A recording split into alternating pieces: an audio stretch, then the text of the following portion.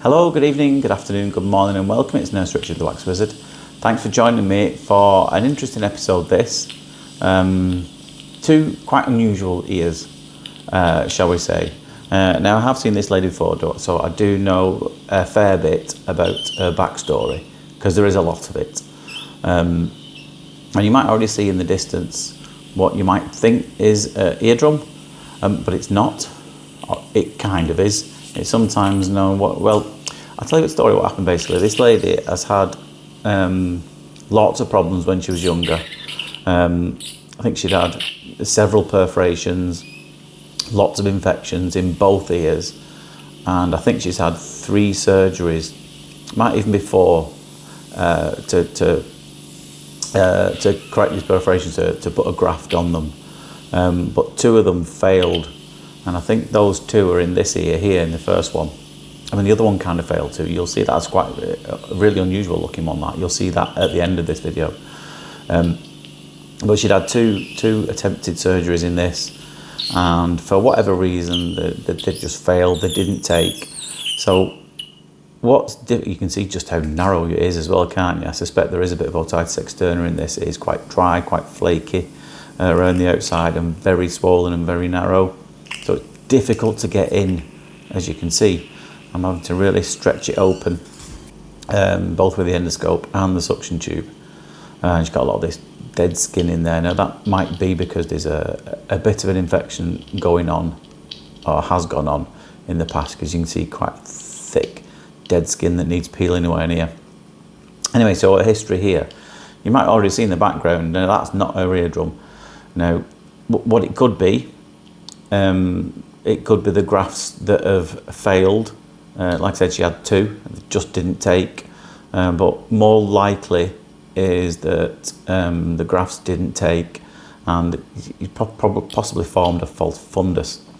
If you've watched these before, you'll have a rough idea what those are. If not, I'll briefly explain it to you. I'm not going to go into too much detail about it. A false fundus is when, usually in response to trauma, which obviously could have been the infection, such as infection, and what happens is the ear canal, in an attempt to fix itself, kind of grows its own eardrum in front of the original eardrum.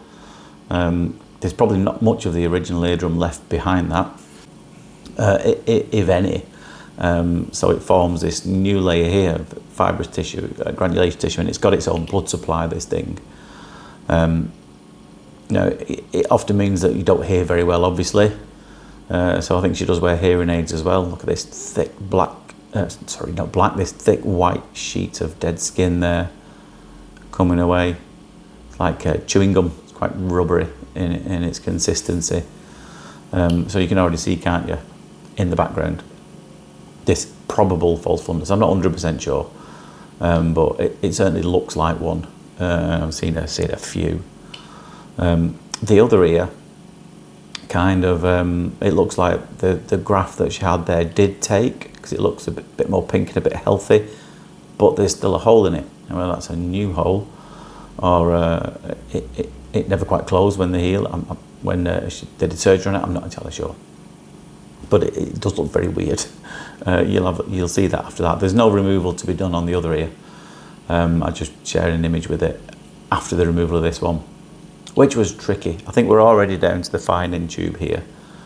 And this stuff is very adhered to the ear canal and very sticky. You can also see, can you, in the far distance, in the top right of the fundus, let's call it, there's a thick circular piece.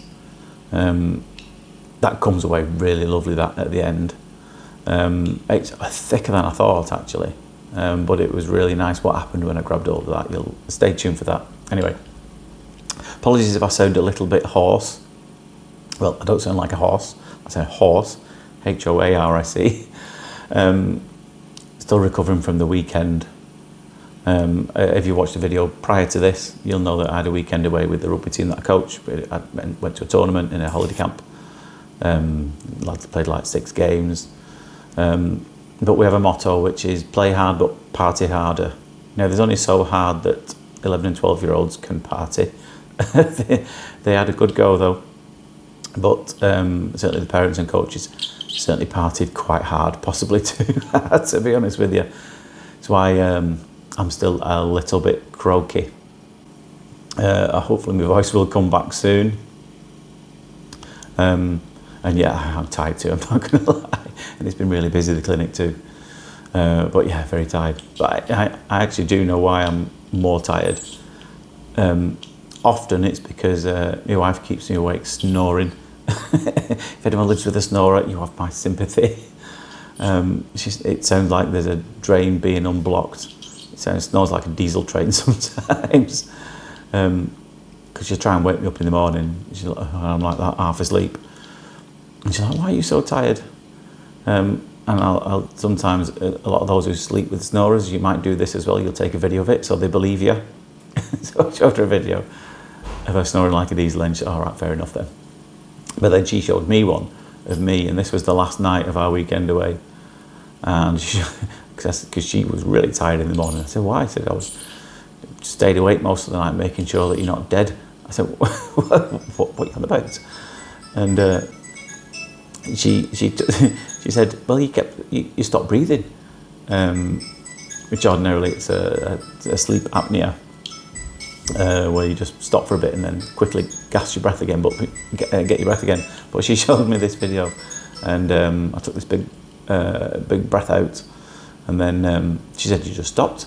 And I watched it, and it was, I swear it's for about 10-15 seconds, and I'm looking at this thinking, you're dead, you. What's going on? Come on, breathe in again. Now, I think sleep apnea does kind of run in my family. Nothing too serious, thankfully, where it needs, sometimes you have to wear these masks during the night. I think it's called a CPAP, constant positive airway pressure, where it's kind of forcing oxygen down you, just in case that happens. Not to that extent. It runs in the family, but yeah, it still scared me nonetheless when I saw the video.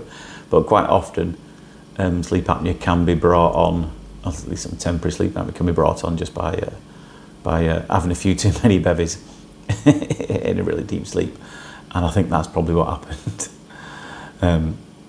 But she's checked me a few times recently. I now haven't died in my sleep recently, so I think we'll all put it down to a good night out, let's say. Anyway, back to the procedure. You can see this, can't you? This big, thick layer. It's not big, but it's surprisingly thick, and it took some pulling off. But just have a look what happens when I do finally manage to get a grip of it. You'll just see it unravel and pull a really fine layer of skin off from there. There we go. Really nice that, wasn't it? So I'm going to tidy up a few little bits around the bottom there.